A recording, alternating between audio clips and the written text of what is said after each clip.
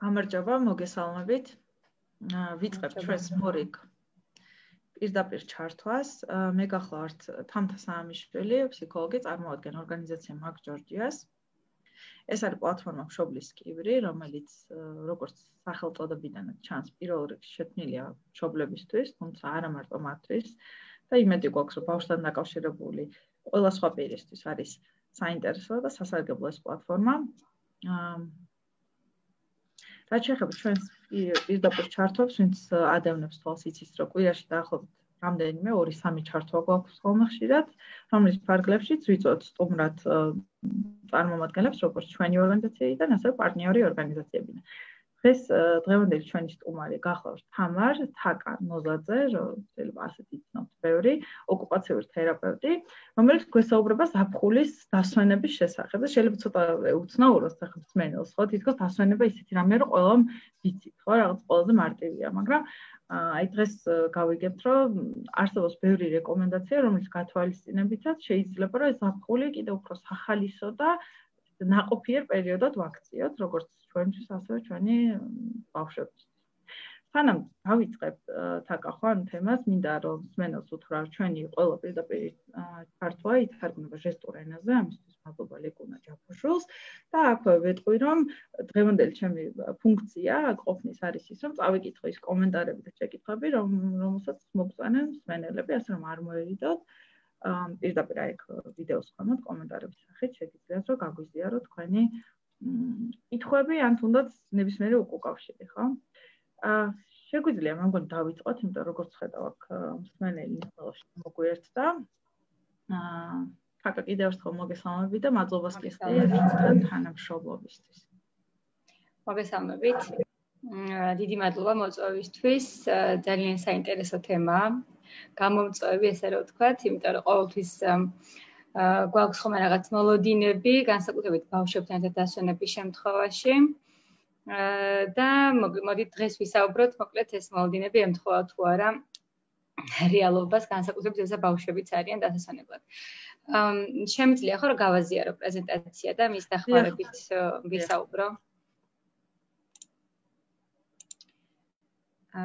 კარგით. ესე იგი, ისევ და ისევ მოკლედ ზაფხული, ну, პრინციპში დღეს აქტუალურია ზაფხული, თორემ იგივე ეკუთვნის ალბათ ზამთრის არდადეგებსაც, უბრალოდ აქ ლაპარაკია არა უბრალოდ ზაფხულზე, არამედ ზაფხულის არდადეგების, ზაფხულის შვებულების ბავშვებთან ერთად გატარებაზე, სარგებელზე, რა სარგებელი შეიძლება ქონდეს როგორც ბავშვებს, ასევე მშობლებს. და ასევე გამოწვევებზეც, იმიტომ რომ საკმაოდ ისეთი დახონძრულია ეს პერიოდი გამოწვევებითაც. რა შეიძლება იყოს სარგებელი, ხო? ანუ ეს ჩვენ საუბრობთ ამ პირველ რიგში როგორც ყველა მშობლისთვის, მათ შორის განსაკუთრებული საჭიროების მქონე ბავშვებისთვის, რომელთათვისაც მთელი წელი დატვირთულია თერაპიებით, ну შეიძლება პლუს ამას ბაღში ან სკოლაში დადიოდნენ და ну სრულიად გაწერილი, წუთი-წუთზე გაწერილი რუტინა აქვთ ხოლმე. და მე უკვე რაღაცა პერიოდი 1 კვირა, 2 კვირა, 1 თვე აი ამ რუტინას ცდებიან და უნდა გადაეწყონ დასვენებაზე და აუცილებელია აი ამ განსაკუთრებული საჭიროებების შემთხვევაში გათვალისწინება ნებისმიერ ბავშვთან და განსაკუთრებით მათთან, რომ რაც შეიძლება ნაკლები გამოწვევების წინაშე დავდგეთ. რა შეიძლება იყოს ახლა სარგებელი? სარგებელი ზოგადად შეიძლება იყოს ის, რომ შეგვიძლია დიდი დრო გავატაროთ ბავშვთან ერთად. ანუ შეიძლება ჩვენ ვართ მშობელი, რომელიც ისედაც ბავშვთან ვართ დღე და ღამე, ან თქვა საღამოობით სულ მასთან ვართ, მაგრამ ეს ნიშნავს თავისუფალ საქმეებით, თქვა თერაპიები, მეცადინეობა და ასე შემდეგ ამისგან თავისუფალ დროს. ასევე როგორც წესი, უმეტესობა ბავშვებისთვის საინტერესო ახალი გარემო, თუ თქვათ არ მიდიან სოფოში, სადაც ყოველ წელს დადიან, ან თუნდაც მონატრებული გარემო და ოჯახს ვლადულდება, რომ ახალ გარემოს კვლევაში ან მონატრებულ გარემოში დროის დახარჯვის დროს უფრო მეტად ჩართონ ბავშვები საინტერესო აქტივობებში, ვიდრე უკვე მობეზრებულ სახლებში თუ სკვერში, რომელშიც ყოველდღე დადიან. ასევე ეს დრო გვაძლევს საშუალებას, რომ ახალი ადამიანები გავიცნოთ, რაც ძალიან მნიშვნელოვანია ჩვენი სოციალური ურთიერთობებისთვის, ბავშვებისთვის განსაკუთრებით. გვაქვს საშუალება, რომ ვასწავლოთ და შევძინოთ ისეთი უნარები, რისთვისაც მთელი წელი ვერ მოვიცალეთ, მაგალითად, ცურვის სწავლება გვინდა და ეხლა ზღვაზე მივდივართ და აქამდე ცურვაზე ვერ ვატარეთ. ველოსიპედი ვუყიდეთ, მაგრამ ვერ მოვიცალეთ, რომ პარკში ან სადმე გვევლო და ამაზე დრო დაგვეხარჯა. და ასე შემდეგ. ამიტომ ეს ერთ-ერთი კარგი საშუალებაა, რომ რაღაც უნარები, რაც ჩაფიქრებული გვაქვს, რომ ბავშვებს გვინდა ვასწავლოთ და განვავითაროთ ბავშვებში, ამისთვის მოვიცალოთ. ასევე ძალიან კარგია ის, რომ შეიძლება, ესე ვთქვათ, გქონდა რაღაცა აქტივობის იდეები, მაგრამ მანამდე ან ნაკლებად გქონდა დრო ამისთვის, თქვა ჩვენც მუშაობდით, დატვირთულები ვიყავით ბავშვთან ერთად, ან ნაკლებად ხელმისაწვდომი იყო წლის განმავლობაში, მაგალითად, რა ვიცი, შეიძლება არ იყოს ხელმისაწვდომი ყველა ოჯახისთვის ქვიშა, რომელიც სანაპიროზე უხვად არის, ან რაღაც გასართობი ადგილები, ბატუტი, რომელიც შეიძლება ან საქანელები, რომლებიც შეიძლება ყოველდღიურ ცხოვრებაში არც ისე ახლოს გვაქვს. და დასვენების პერიოდში უფასოდ იყოს ხელმისაწვდომი ამ დროს. ამიტომ, როგორც ხედავთ, სარგებელი საკმაოდ დიდია და რა თქმა უნდა, ეს არის ძალიან მცირე ჩამონათვალი. ამ ყველაფერთან ერთად, ძირითადი სარგებელი ის არის, რომ ეს ბავშვების მოგონებები ქმნის ამ ბედნიერი ბავშვების შთაბეჭდილებას, რომელიც ოჯახთან ერთად გატარებულ დროს უკავშირდება. თუმცა, მოკლედ მარტო სარგებელი არ აქვს რა თქმა უნდა, ბავშვებთან ერთად დასვენებას და რა შეიძლება ახასიათებდეს, ხო? ანუ ისევ იმ რუტინაში ვეღარ ვართ, ისევ იგივე სტრუქტურა ვეღარ არის, რაც მანამდე გქონდა. ბუნებრივია, ხო? მანამდე იყო დატვირთული თქვათ, რუტინა, მივდიოდით სამსახურში, ან რჩებოდით სახლში, მაგრამ ბავშვი მიდიოდა ბაღში, განსაკუთრების საჭიროების შემთხვევაში მიდიოდნენ თერაპიებზე და ასე შემდეგ. ამიტომ ძალიან სტრუქტურირებული იყო ბუნებრივად ეს პროცესი მთელი დღე, შეიძლება ხანდახან შაბათ-კვირასაც და ეხლა უკვე აღმოჩნდით ძალიან თავისუფალ გარემოში. და ეს ბავშვებისთვის ჩვენ ამაზე მერეც ვისაუბრებთ, დიდად სასიამოვნო არ არის, იმიტომ რომ მათ ძალიან უჭირთ ესე ორ განსხვავებულ მდგომარეობაში ყოფნა, ძალიან სტრუქტურირებულიდან საერთოდ არასტრუქტურირებულ გარემოზე. ასევე ხანდახან ზაფხული უკავშირდება დიდხნიან სამანქანო გზას, ან ხანგრძლივ მგზავრობას, თუნდაც მატარებლით, ავტობუსით, ზოგისთვის თვითმფრინავით. და ასევე ძალიან რთული გადასალახია ბავშვებისთვის, როგორც ეს შეიძლება ამას არ იმჩნევდნენ, მაგრამ მაინც ცხოვრება და დაძინება სხვა ადგილას, ანუ სახლისგან განსხვავებულ ადგილას. ამ ყველაფერმა, ნაკლებმა სტრუქტურამ, ხანგრძლივმა მგზავრობამ, გადაადგილების სირთულებმა და სხვა ადგილზე ცხოვრებამ, მიუხედავად იმისა, რომ შეიძლება ბავშვი ესმოდეს, რომ ეს დროებითია, შეიძლება გამოიწვიოს ქცევითი სირთულეები, ემოციური სირთულეები, ძილის, ან გაღიზიანებადობა, ძილის დარღვევა და ასე შემდეგ. გარდა აი ამ ზოგადი მახასიათებლებისა, შეიძლება უკვე ვიმსჯელოთ ისეთ ბავშვებზეც, პრინციპში ყველა ბავშვს შეიძლება ამან გააღიზიანოს ჭარბი რაოდენობით შეგრძნებით დატვირთულმა გარემომ, მაგრამ განსაკუთრებით სენსიტიურები არიან ის ბავშვები, რომლებსაც აქვთ, ესე ვთქვათ, სენსორული საჭიროებები, სენსორული ინტეგრაციის დისფუნქცია, ხო? ამაზე ეხლა ძალიან დაწვრილებით არ ვისაუბრებ, თუმცა მშობელი ყოველთვის ხვდება, რომ მისი ბავშვს, ვთქვათ, განსაკუთრებით აღიზიანებს რაიმე შეგრძნებები, ან ძალიან მოწონს პირიქით, მაგრამ რაღაც მომენტში ძალიან, ესე ვთქვათ, იტვირთება ამ შეგრძნებებით. რა თქმა უნდა, ეს დაკავშირებულია აქტიურ დასვენებასთან, იმიტომ რომ შეიძლება მოხვდეთ ხმაურიან გარემოში, დიდ ბულვარში, ვთქვათ, კონცერტი იმართებოდეს, ბევრი ხალხი მოძრაობდეს, მკვეთრი განათებები იყოს, თუნდაც ღამით, თუნდაც დღისით, ვთქვათ, დიდხანს მოგვიწევს ზაფხულში მზის შუქზე ყოფნა და ესეც ბავშვისთვის არასასიამოვნო გახდეს. შესაძლოა მოგვიწევს გარეთ ჭამა და არასასურველი არეული მრავალფეროვანი სუნების სცემდეს ბავშვს და ეს აღიზიანებდეს, ან თუნდაც ეზოში ლამაზი ყვავილების ბაღი მისთვის პირიქით გამღიზიანებელი გახდეს და ასევე რა თქმა უნდა ყოველთვის ვერ ვახერხებთ რომ იგივე მენიუ გქონდეს რა მენიუც გქონდა სახლში და ზოგჯერ უწევთ განსხვავებული საჭმელების და გემოების ასე ვთქვათ ატანა. გავაგრძელებ თუ რაიმე კითხვა არ არის.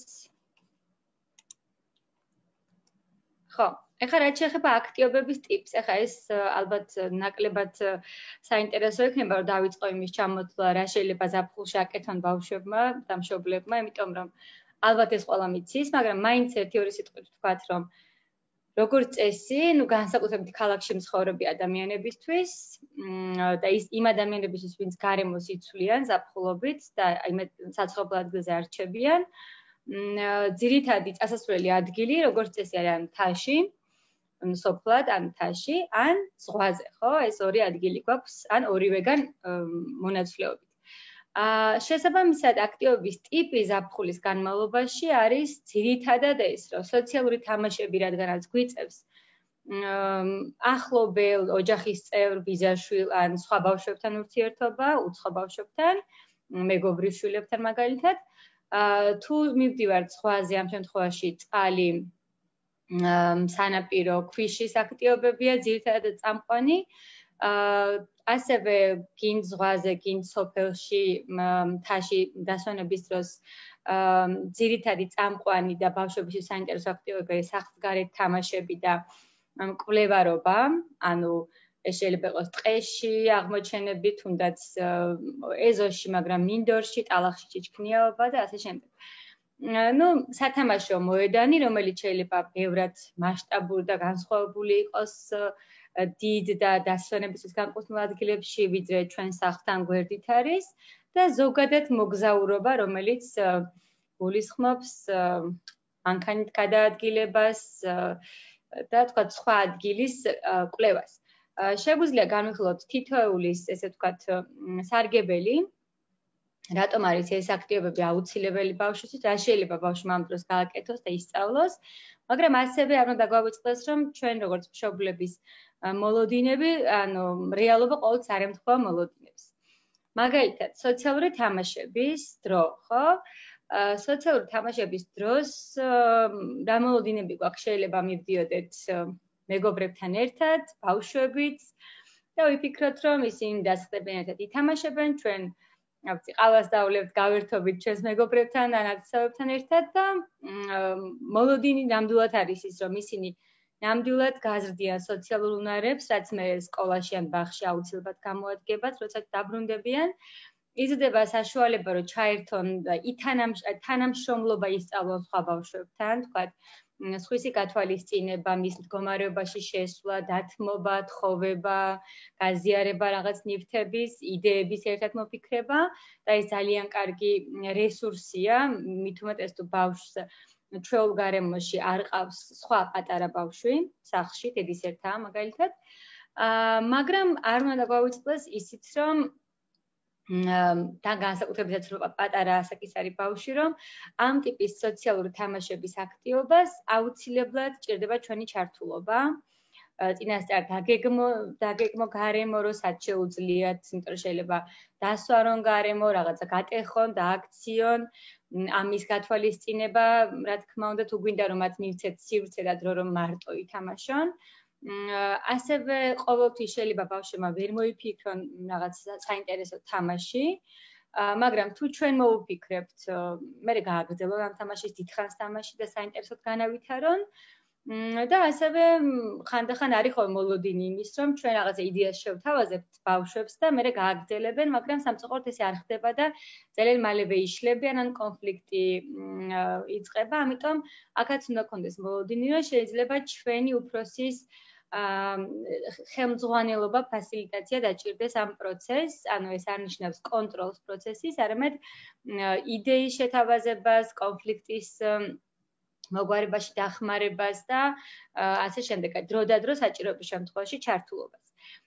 გასათვალისწინებელია ბავშვების რაოდენობაც და ასაკიც რა თქმა უნდა და შესაძლებლობებიც, იმიტომ რომ რაც უფრო ბევრია ბავშვების რაოდენობა, მით უფრო რთულდება სოციალური თამაშის დაგეგმვა, განხორციელება ბოლომდე მიიყვანათ. რაც უფრო ცოტა ჯგუფი და პატარა ჯგუფებად არის დაყოფილი ბავშვები, მით უფრო მარტივია ერთად თამაში. შესაბამისად, თქვენ შულს თუ არ აქვს ძალიან ესეთი მრავალფეროვანი სოციალური უნარები ამ ეტაპზე და ნაკლებად გამოსდის, ესე ვთქვათ, თანამშრომლობა სხვა ბავშვებთან, რა თქმა უნდა არჩიოთ, რომ უფრო ცოტა რაოდენობის ბავშვები იყვნენ მის გარშემო სათამაშოდ, ვიდრე ძალიან დიდი რაოდენობის ჯგუფი.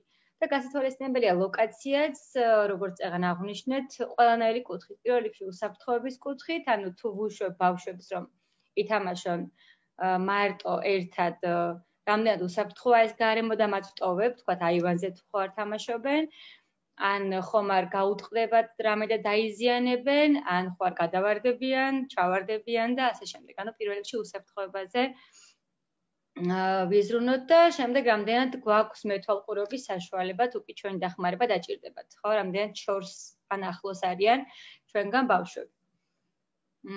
შემიძლია გადავიდე შემდეგი ტიპის საზაფხულო აქტივობაზე, რა თქმა უნდა, ყველაზე გავრცელებული არის ზღვაზე წასვლა.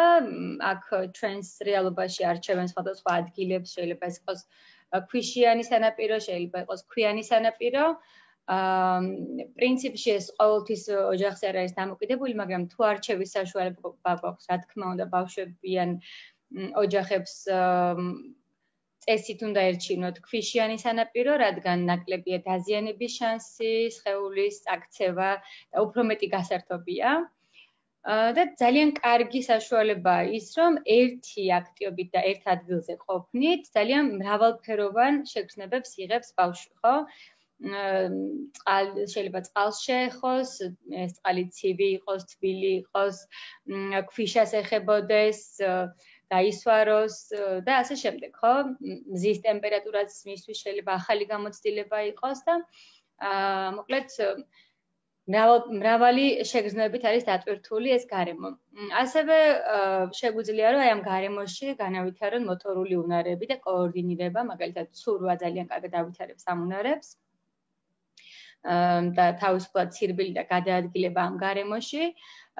თუმცა გასათვალისწინებელია პირველ რიგში ისე ჯანმრთელობა, უსაფრთხოება და თუ აუზია აუზის შემთხვევაში ქიმიურ ნივთიერებებზე რეაქცია, ქლორზე რეაქცია, ვიცით ჩვენ გავრცელებული ესე ვთქვათ შემთხვევები ენტეროვირუსების ზღვაზე ყოფნის დროს, ამიტომ ყოველთვის მშობელი ამის სწავლება ალბათ არავის არ ჭირდება, თუმცა მაინც მომზადებული უნდა შეხვდეს პირველ რიგში მედიკამენტებით დატვირთული უნდა წავიდეს ესეთ გარემოში თუ მიდის, იმიტომ რომ ძალიან თანმდევი პროცესია ასეთი დასვენების და ასევე თუ არის ეს პირველი გამოცდილება, ანუ პირველად მიყვავს ბავშვი და ჩვენ გვაქვს მოლოდინები, იმიტომ რომ სხვა ბავშვი ან მეგობრის შვილი ძალიან კარგად გაერთოს ზღვაზე, ეს შეიძლება ჩვენ შულზეც არ გამართლდეს, ხო? შეიძლება საერთოდ არ ჩავიდეს წყალში, იმიტომ რომ სივრცე შეეშინდეს და დიდი იყოს მისთვის, ან პირიქით ცივი იყოს და მაგიტო არ მოეწონოს.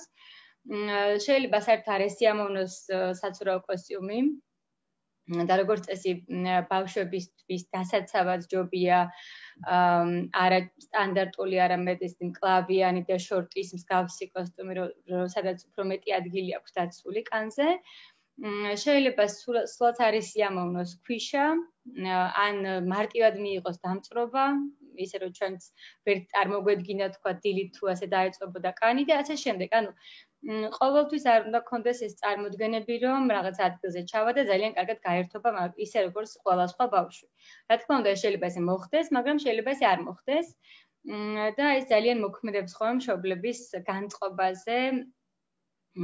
იმედგაცრუებულები არიან ხოლმე. შესაბამისად, ჩვენ როგორც მშობლებმა უნდა ვიზრუნოთ იმაზე, რომ ყველანაირი ეს გამოწვევა გავითვალისწინოთ და გავაკეთოთ ყველაფერი, მოვიწყოთ გარემო და მოვაბილიზოთ რაღაც ნივთები ისე, რომ აი ამან არ შეგვიშალოს ხელი, ხო? როგორც თქვენ ფოტოზე ხედავთ, შეიძლება პატარა აუზის წაღება თუ დიდ წყალში არ ჩადის, შეიძლება დასაფენზე თამაში თუ ქვიშაზე არ ჯდება, სანამ მიეჩვევა, რა თქმა უნდა, თუ ქვები ქვიან სანაპიროზეა,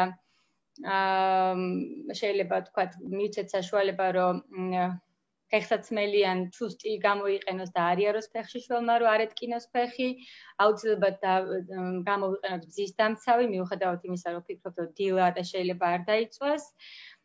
ქუდი, სათვალე, რადგან მზემ არ შეაწუხოს და ესეთი ელემენტარული რაღაცები, რომელიც, ესე ვთქვათ, შეიძლება ზოგ მშობელს დააგვიწყდეს, ან არ იფიქროს, რომ ამ ეტაპზე ბავშვს ჭირდება.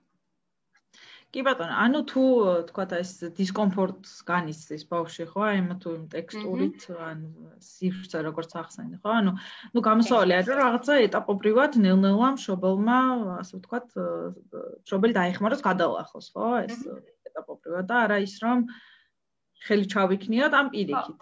ან დავაძალოთ. რან დავაძალოთ. შეიძლება არის ხომ შემთხვევა, რომ ბავშვი არ მიყვება მაგალითად ზღვაში ან აუზზე და მშობლებს ძალით შეყავთ, ან ძალით აგდებენ წყალში, ან მათთან ერთად ყველანი შევსწრები ვართ ამას და ეს ძალიან სტრესულია ბავშვისთვის და არ უნდა ვქნათ არაერთი შემთხვევაში ეს, უნდა მივცეთ დრო, შეიძლება ერთი კვირა ვარ ზღვაზე და მე-6 დღეს ჩავიდეს წყალში, ეს არ არის გამორიცხული, უბრალოდ მთავარია რომ გადალახოს შიში, ჩვენ რაც შეგვიძლია ის რომ ჩვენ ვაჩვენოთ, რომ ჩვენ შევდივართ, არაფერი გვემართება, სახალისოა, სხვა ბავშვების მაგალითი დაინახოს და რაც თავარია არ იგრძნოს ზეწოლა, რომ ვიღაც რაღაცას აძალებს და თვითონ, ესე ვთქვათ, შეექმნას мотиваცია. ჩვენ თავარია ვიყოთ მხარდამჭერ როლში და არა დამძარებლის როლში. კი ბატონო. კარგი. გავაგრძელო? ხომ არა? დიახ, შეგვიძლია გავაგრძელოთ. კარგი.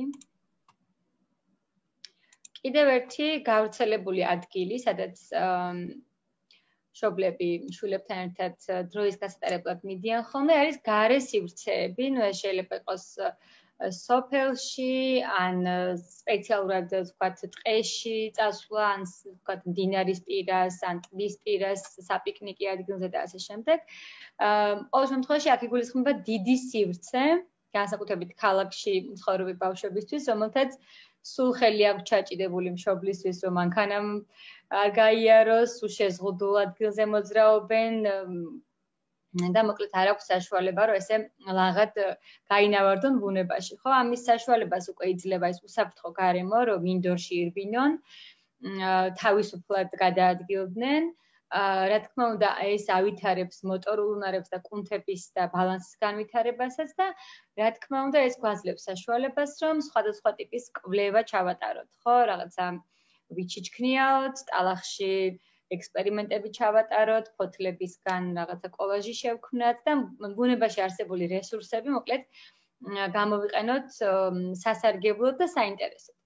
აქაც უნდა გავითვალისწინოთ გარდა ქვემოთ ჩამოთვლილი ნაწილებისა, უნდა გავითვალისწინოთ ისიც, რომ ბავშვობა აშინებდეს კიდეც დიდი სივრცე და ჩვენ რო ვიფიქრეთ, რომ ძალიან მოეწონება ეს დიდი ტრიალი მინდორი ან უზარმაზარი ტყე შეიძლება მისთვის, ესე ვთქვათ, შემაშინებელი იყოს და ესეც უნდა გავუგოთ და მივცეთ დრო, რომ შეეგუოს ამ ახალ გარემოს.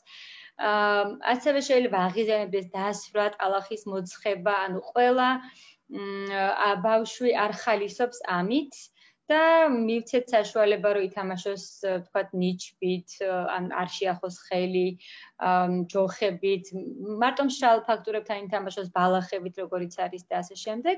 და მეორე ვარიანტი ასევე არის ის, რომ ბავშვებს ზოგ ბავშვს ძალიან უყვარს ეს ამ ტიპის კვლევის აქტივობები და სრულიად ესე ვთქვათ ამოგანგრულები არიან ხოლმე ამ აქტივობის მერე და აქაც უნდა კონდეს მზაობა და მოლოდინი, რომ ეს ესე შეიძლება მოხდეს და რა ვიცი, წავიდეთ გამოსაცვლელებით, მეორე ფეხსაცმლით, იმიტომ რომ შეიძლება დაუსვალდეს ის ადგილზე და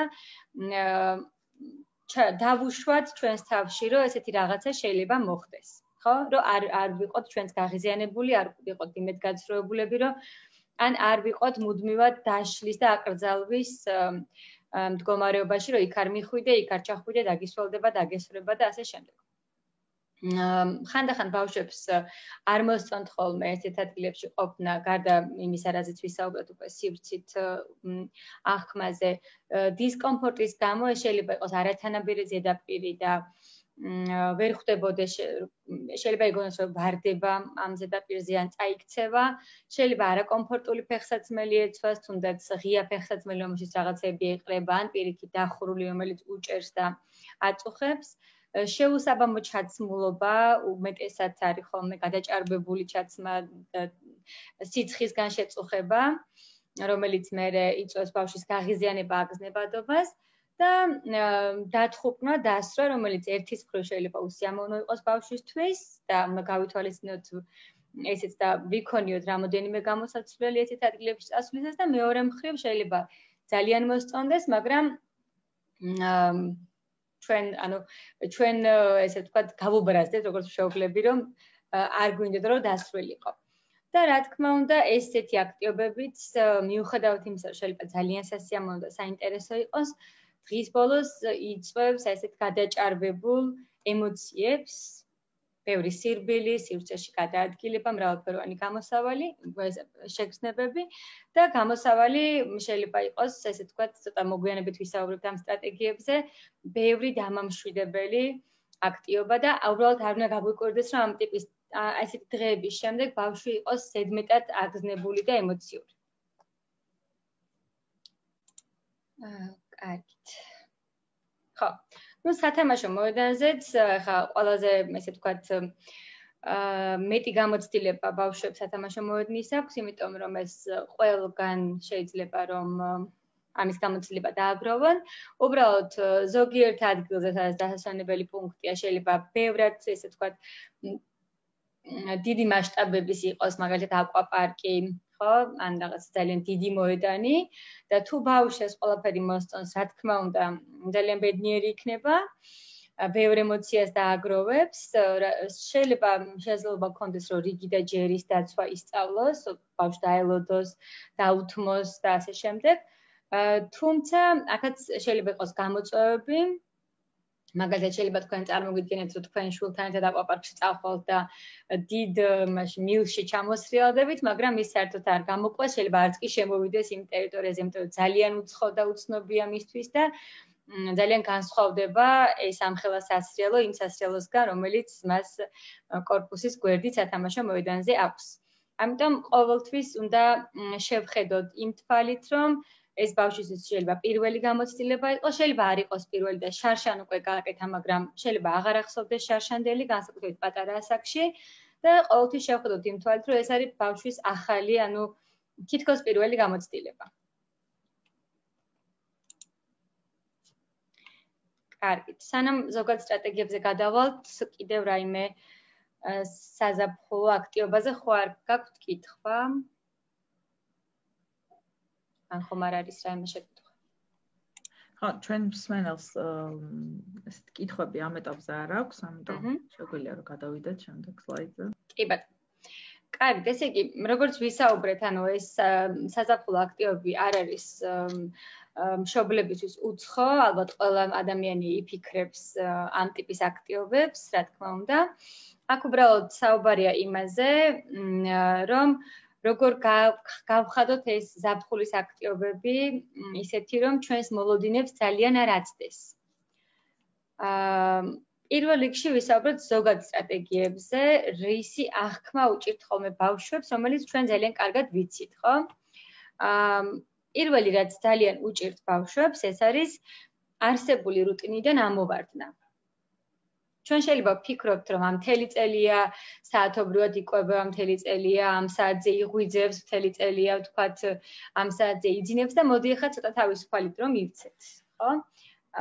რა თქმა უნდა, შეიძლება ეს იყოს გამართლებაც გქონდეს ამ ყველაფერს, მაგრამ რაც უფრო პატარა ასაკის არის ბავშვი, ეს ყველაფერი მას მით უფრო ავნევს და პირველი ზოგადი რჩევა არის ის, რომ მიუხედავად იმისა, რომ დღის განმავლობაში აქტივობები ერთი და იგივე არ გაქვთ, მაინც შეინარჩუნოთ მინიმუმ კვების და ძილის დრო. ანუ უკვე აღარ დაველოდოთ, რომ თქვათ, როცა მოშივდება, მაშინ ვაჭმევ, ან ეხლა თქვათ, პარკში ვარ წასულები და სამხარს 2 საათით გადავუწევ, არამედ გავაკეთოთ მობილიზება ისეთი საკვების და ისეთი მენიუსი, რომ ნებისმიერ ადგილზე შევძლოთ რაღაც ტიპის საკვების წაღება, რომ არ ჩავაგდოთ ეს რუტინა, არ ჩავაგდოთ და თქვათ, ხემსი შეიძლება იყოს იოგურტი და რაღაც, რომელიც შეიძლება სათამაშო მოედანზე ვერ დალიოს, ან შეიძლება დალიოს და და წავიღოთ ისეთი რაღაც, რაც მარტივად მისაღები იქნება, მაგალითად, ხილი დაჭრილი, უკვე გამზადებული ან ორცხობილა. ყოველ შემთხვევაში საათობრივად არ ამოვარდეს ბავშვი რეჟიმიდან და ძილის დროც შეიძლება, რა თქმა უნდა, გადაინაცვლოს ძილის დრო რამოდენიმე წუთიდან საათით, ბუნებრივია.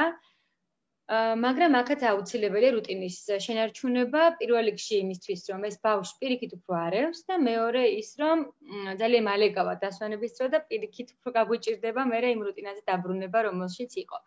ასევე დილის გაღვიძების დრო ჩვენ რა თქმა უნდა გვირჩევნია მშობლებს, რომ ბავშვებს ითხოვს ეძინოთ და ჩვენც ამ დროს დავისვენოთ და ვისი ამოვნოთ ამ დროით. და რა თქმა უნდა შეიძლება მივცეთ საშუალება, რომ ყოველ დღე თუ 8-ზე იღვიძებ და 9-ზე 10-ის ნახევარზე ავაყენოთ, მაგრამ ნუ მივცემთ საშუალებას, რომ ძალიან შეცვალოს რეჟიმი, თქვათ, გაიღვიძოს 12-ზე, პირველზე, რადგან ეს მთლიან რუტინას არევს და მერე ძალიან გაუჭირდება პირიქით ისევ ძველ რეჟიმში ჩადგომა. მეორე ძირითადი სირთულე, რაც არის ხოლმე, პრინციპში ყველა ასაკის ბავშვთან, რომლებსაც თითქოს უკვე ესმით რამდენია ერთი კვირა ან ერთი თვე, არის რამდენ ხანს ვრჩები აქ, რამდენ ხანს უნდა ვიყო აქ, ხო?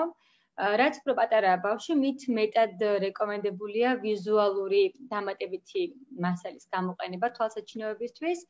ეს შეიძლება იყოს მაგალითად კალენდარი, სადაც შეიძლება ჩავაკრათ პატარ-პატარა ფოტოები, თქვათ თუ ერთი კვირით ზღვაზე ვრჩებით ზღვის ფოტოები და მერე უკვე სოფელში თუ მივდივართ სოფლის ფოტოები და ყოველ დღე გადავხაზოთ და ბავშვმა დაინახოს რამდენი დღის მერე აღარ ვიქნებით ზღვაზე ან სოფელში, როდის მთავრდება ეს არდადეგები და ასევე შეგვიძლია გამოიყენოთ ვიზუალური ბარათები ძირითადი აქტივობებისთვის. შეიძლება ყველა აქტივობა ვერ დავგეგმოთ, მაგალითად რითი ვითამაშებთ, მაგრამ თუ იმ მომენტში არ აქვს გამოცდილება და მივდივართ აკვაპარკში ან რაღაც უცხო ადგილზე, აი ამ დროს შეიძლება რომ რა თქმა უნდა წარმოუდგენელია ეს ყველაფერი ვბეჭდოთ იქ, მაგრამ თუნდაც ტელეფონის ფოტოებში, ინტერნეტ ფოტოებში ვაჩვენოთ, სად მივდივართ, ან წინასწარ ვიქონიოთ ამობეჭდილი ფოტოები ის აქტივობები, რომელიც ზუსტად ვიცით, რომ ყოველთვის ერთი და იგივე იქნება, როგორიც არის თქვათ დილის ჰიგიენური პროცედურები, ჭამის დრო და ძილის დრო და მოკლედ მას კონდეს ის ვიზუალური კონტროლი, რა აქტივობის მერე რა შეიძლება მოდიოდეს ზაფხულის არაჩვეულებრივ დღეებში, როცა არ არის რუტინაში.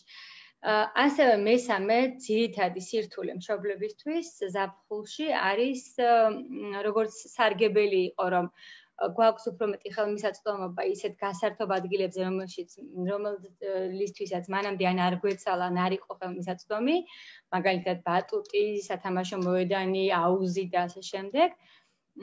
ბავშვებს, რომელსაც ძალიან უყვართ ეს აქტივობები და ძლივს ეღირსნენ და თქვათ უზომო დროით შეუძლიათ იქ ყოფნა, თქვათ აუზზე ან ბატუტზე, სათამაშო მოედანზე, ტყეში და ასე შემდეგ. ძალიან რთულია მათი გადმორთვა სხვა აქტივობაზე, ან სახლში წამოყვანა დამეთანხმებით და ყველაზე მეტი ბრძოლა, მოკლედ, აი აქ ხდება ხოლმე, რომ მშობლები ეუბნებიან, რომ წავედით, მივდივართ, სახლში უნდა წავიდეთ და ბავშვები არ მოყვებიან. რას გულისხმობს ტრანზიციის სტრატეგიების გამოყენება, გაძლიერება ამ ტრანზიციის, იმიტომ რომ შეიძლება მანამდეც ვიყენებდით ყოველდღიურ ცხოვრებაში, მაგრამ ეხლა უნდა გავაძლიეროთ, რაც ნიშნავს იმას, რომ პირველ რიგში თუ სადმე მივდივართ და ვიცით, რომ ეს ადგილი ან ეს აქტივობა ბავშვს ძალიან უყვარს, გავგეგმოთ ისეთ დღეს წასვლა, რომელ დღესაც ჩვენ შეგვიძლია, რომ დიდხანს გავჩერდეთ და არა 15 წუთით შევირბინოთ და გამოვიყვანოთ ბავშვი, ანუ ბავშვს მივცეთ საშუალება, რომ ამ ადგილზე საკმარისი დროით გაჩერდეს, ანუ ის მოყირჭება, ესე ვთქვათ, ასე თუ ისე გაუჩნდეს. მეორე ძალიან მნიშვნელოვანი სტრატეგია, მიუხედავად ასაკისა და მიუხედავად იმისა, ესმის თუ არა, არის ის, რომ ყოველთვის წინასწარ გავაფრთხილოთ ბავშვი, რომ მივდივართ და როდის მივდივართ, ხო? ეს შეიძლება იყოს ასაკის და უნარების მიხედვით, შეიძლება დრო უთხრათ, რომ 5 წუთში მივდივართ, შეიძლება დრო დავუნიშნოთ, საათზე ვაჩვენოთ, გაჩნია, ხო, ბავშვი რას აღიქვამს შეიძლება ეს იყოს თვლის გამოყენება, რომ აი 10-მდე ვითვლით და მივდივართ. და რაც მთავარია, აუცილებლად, როდესაც ამ ყველაფერს გავაკეთებთ, საკმარის დროს მივცემთ, ვეტყვით შემდეგ რა აქტივობა მოდის, კიდევ როდის დავბრუნდებით ამ ადგილზე და დავუთვლით ან მივცემთ დროს, რომ ამის მერე მივდივართ, აუცილებლად წამოვიყვანოთ, სადაც არ დაგვიჯდეს, მოკლედ, რომ ბავშვი შეეგუოს, რომ აი ამ სტრატეგიების მერე აუცილებლად ბრუნდები, ესე თქვა, სახლში ან სადმე, სადაც მივდიოდით. თორემ სხვა შემთხვევაში მეორე დღეს კიდევ უფრო გაჯაჯილდება პროცესი და კიდევ უფრო მეტად გაგიჭირდებათ ამის გაკეთება, ანუ საყვარელი ადგილიდან წამოყვანა. ეს რა თქმა უნდა ყოველდღიურ ცხოვრებასაც ეხება, მაგრამ განსაკუთრებული სირთულეები მაინც მოდის ხოლმე ზაფხულში, როცა მეტი თავისუფლება და მეტი სასიამოვნო გარემოა. და ბოლოს ეს იყო რაღაც ზოგადი სტრატეგიები და შეგვიძლია ასევე ვიფიქროთ ბავშვებზე, პრინციპში ყველა ბავშვზე ალბათ, მაგრამ განსაკუთრებით როგორც თავიდან ვახსენე, განსაკუთრებული საჭიროებების ან სენსორული დისფუნქციის შემთხვევაში ზემგრძნობელ, მაძიებელი ტიპის ბავშვებზეც, რაღაც კონკრეტულ სტრატეგიებს. და მანამდე გავაკეთე პატარა შესავალს, რატო შეიძლება ეს სტრატეგიები გვჭირდებოდეს. იმიტომ რომ ბავშვები, ანუ მიუხედავად იმისა, რომ შეიძლება ძალიან სასიამოვნო გარემო იყოს, ძალიან კარგად ერთობოდნენ, ძალიან ბედნიერები იყვნენ და ბედნიერად გამოიყურებოდნენ, სენსორულად, ანუ შეგრძნებებით დატვირთული გარემო იწვევს მათ ტვინში, იმიტომ რომ მათი ტვინი ჯერ არ არის ბოლომდე მომწიფებული ამდენი ინფორმაციის გადასამუშავებლად, იწვევს მათ ტვინში, ესე ვთქვათ, სენსორულ გადატვირთვას, ანუ გადაჭარბებულ ემოციებს და ხდება ხოლმე ხშირად ემოციური აფეთქებები. ნუ გამოვლინება სხვადასხვანაირი შეიძლება იყოს, შეიძლება ეს იყოს ემოციური აფეთქება, შეიძლება ეს იყოს პირიქით მოდუნება და ძილად მივარდნა და ასე შემდეგ. და ზოგჯერ მშობლებისთვის გაუგებარია ხოლმე ბავშვების ეს ქცევა, რადგან მათი განცდით და მათი ფიქრით პირიქით ეს ძალიან კარგი უნდა ყოფილიყო, ამდენი სასიამოვნო ემოცია და შეგრძნებები და ესე ძალიან ისე გასათვალისწინებელია, რომ განსაკუთრებით პატარა ასაკის ბავშვები, თუმცა ყველა ტიპის ასაკის ბავშვი უბრალოდ მათ უფრო დიდი ასაკის ბავშვებს უფრო მეტი რესურსი აქვთ, რომ ეს თვითრეგულაციის ტექნიკები გამოიყენონ, იტვირთებიან შეგრძნებებით და შეიძლება ბოლოს გამოხატონ ემოციური აფეთქებით, არასასურველი ქცევით, გაბრაზებით ან პირიქით მოდუნებით და ესე ვთქვათ, ცუდი ხასიათით. შესაბამისად ეს შეიძლება გამოიწვიოს ნებისმიერმა რამ, შეიძლება ეს იყოს დიდი ხმაური, მიუხედავად იმისა, რომ შეიძლება ბავშვს კონცერტზე ყოფნა მოწონდა, ან ძალიან თქვათ ხალხმრავლობა პარკში, სადაც ძალიან კარგად იხალისა და ბევრი ირბინა, ან რესტორანში ყოფნა, სადაც თქვათ კარგად ჭამა და გაერთო, მიუხედავად იმისა, რომ ბევრი სუნები იყო და ბევრი ხალხი ტრიალებდა.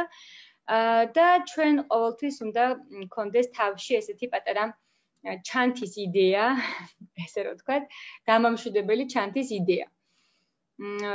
რა თქმა უნდა, მშობელმა ყველაზე კარგად იცის მის ბავშვს რა ამშვიდებს და რა აღიზიანებს პირიქით.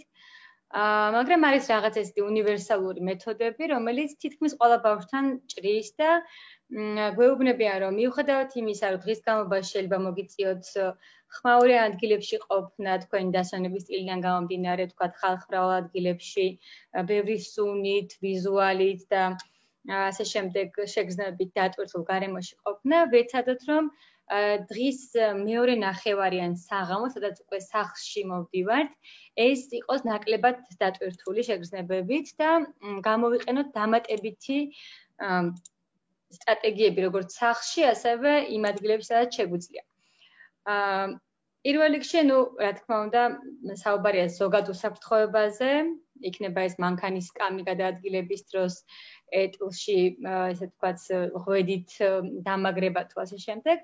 მეორე, მაგალითად, კანის დათვალების დაცვა, თუ მაგალითად არ ვართ მაინც პლაჟზე, მაგრამ მთელი დღით გვიწევს გარეთ სეირნობა, თუნდაც ტყეში, მინდორში, ამ შემთხვევაშიც დამცავის გამოყენება.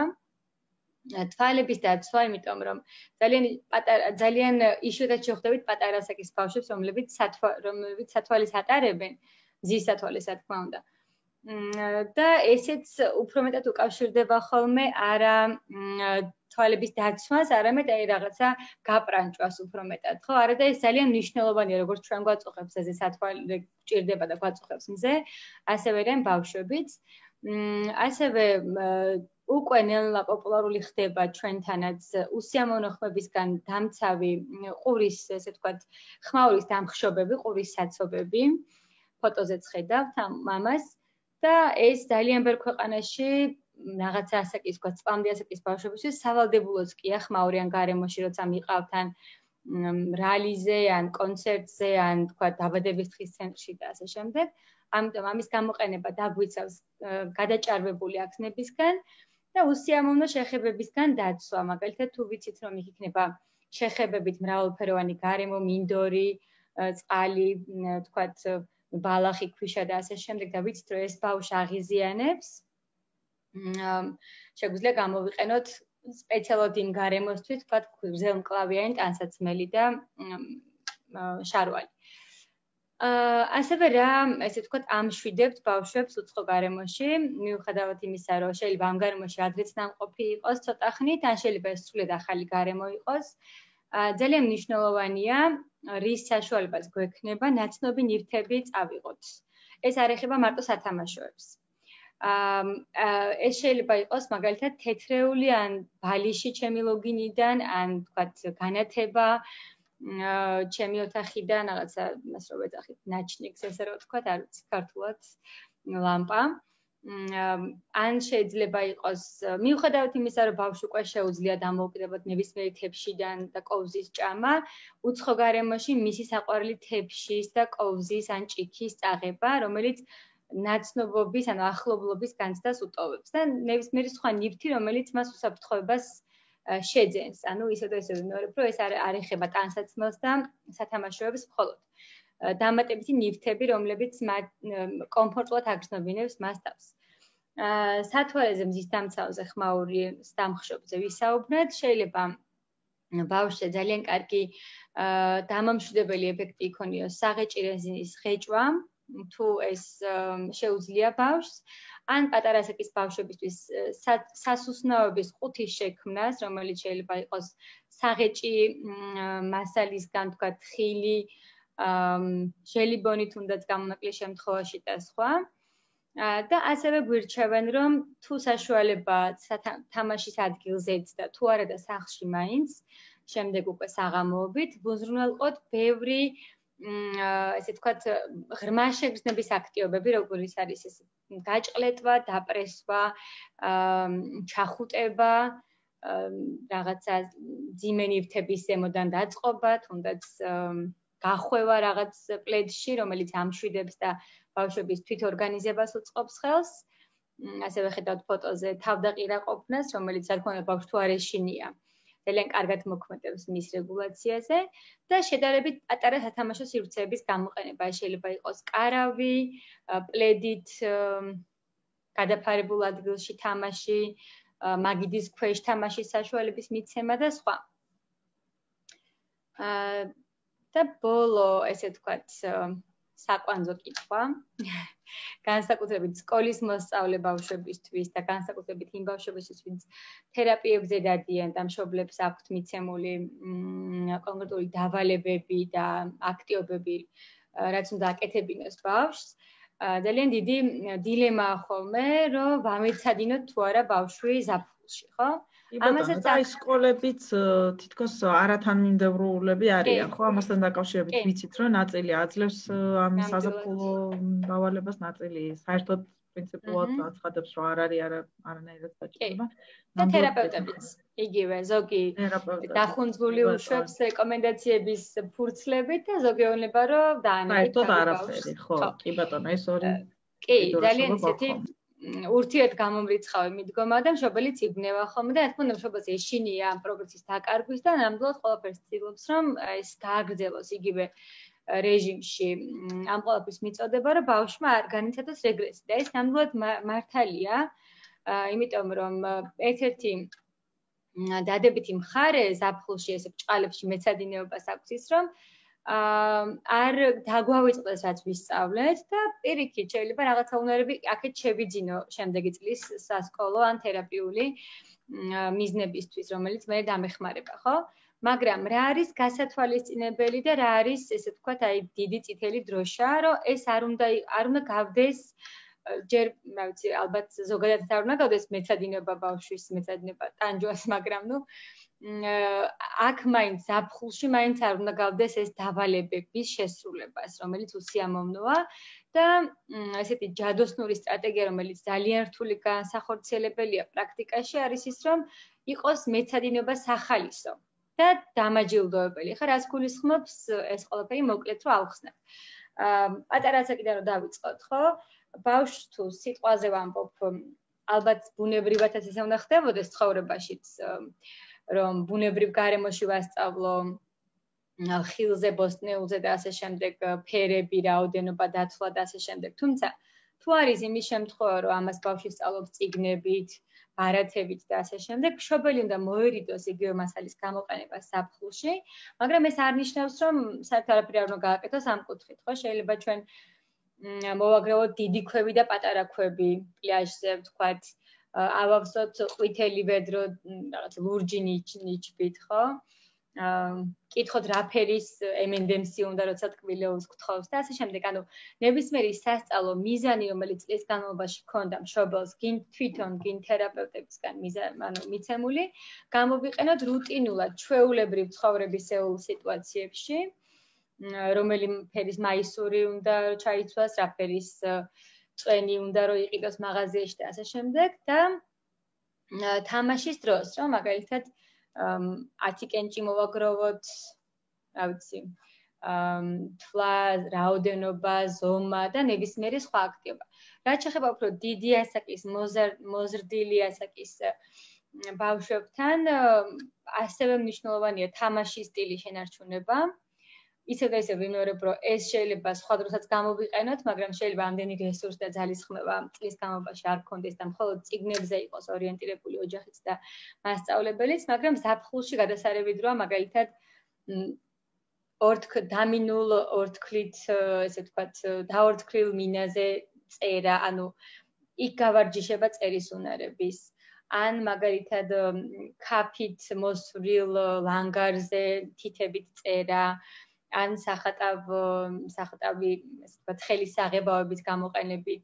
ანუ ეს ყველაფერი მეცადინეობა იყოს, ესე ვთქვათ, ხალისთან დაკავშირებული. ან თუნდაც ფურსათა წერა იყოს, ოღონდ ეს იყოს რაღაცა სხვა იდეით, რომ მაგალითად წერილი დაუწეროს მეგობარს, რომ სადაც იყო, ვთქვათ, სადაც მიდის, დაწეროს თავის სურვილები.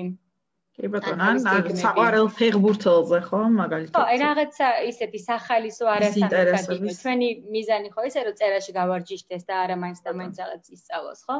თუნდაც კითხვაც, აქაც აუცილებლად ალბათ უნდა იყოს კლას გარეშე, არა სასკოლო და სამეცადინეო ლიტერატურა, ალბათ და აქაც ძალიან ხშირად ჭირდება თქო мотиваცია გააჩნია ასაკს, ხო, რომ აი ამის შემდეგ შეიძლება ჯილდოც კი მიიღოს, ან შეეჯიბროს ვიღაცას, ვინ უფრო მალე მორჩება ამ წიგნის წაკითხვას, ან აი ამის შემდეგ თქვა წავიკითხოთ იმიტომ ეს თავი, რომ მე ბავშვებმა დავდგათ ამაზე სპექტაკლი და ასე შემდეგ. ანუ ყოველ შემთხვევაში აუცილებელია ეს მეცადინეობის დრო ბჭყალებში იყოს რაც შეიძლება ბუნებრივ რუტინებში ჩასმული, თითქოს ყოველდღიურობა. თუ მაინც და მაინც გვიწევს ცალკე მეცადინეობისთვის დროის გამოყოფა იყოს უფრო სახალისო, უფრო თამაშზე ორიენტირებული, ძალიან პატარა დრო იყოს დათმობილი, რომ ბავშვს ესე ვთქვათ არ მობეზრდეს და იცოდეს ყოველ დღე, მაგრამ 1000 წუთს დაუთმობს ამ ყველაფერს და ხანდახან შეიძლება დაგჭირდეს ჯილდოს გამოყენებაც мотиваციის შენარჩუნებისთვის. კი ბატონო. და არა ის რომ ზაფხული, რომელიც გრძელდება 3 თვე, საერთოდ დავივიწყოთ ის ჩვენი ის ყველა უნარი და ხო. თუ ცოდნა რაც ბავშვმა მიიღო მთელი წლის განმავლობაში. კი, ნამდვილად უნდა შენარჩუნდეს მინიმუმ. მინიმუმ უნდა შენარჩუნდეს. თუ რამე ახალს არ ისწავლის. თუმცა გააჩნია გზას, როგორ ვცდილობთ ამის შენარჩუნებას. კი ბატონო. აი ესე ძალიან სწრაფად პრინციპში დავასრულეთ, ხო? კი, თუ რამე დამატებითი კითხვები არ გაქვთ?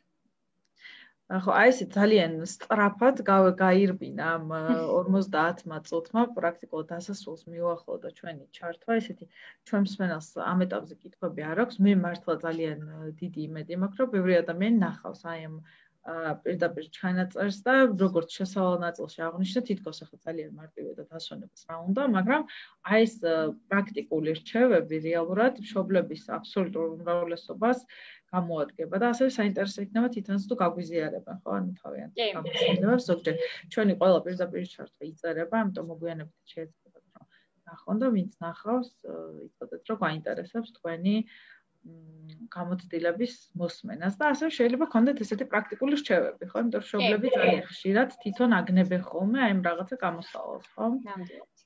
ასეთ სიტუაციებში.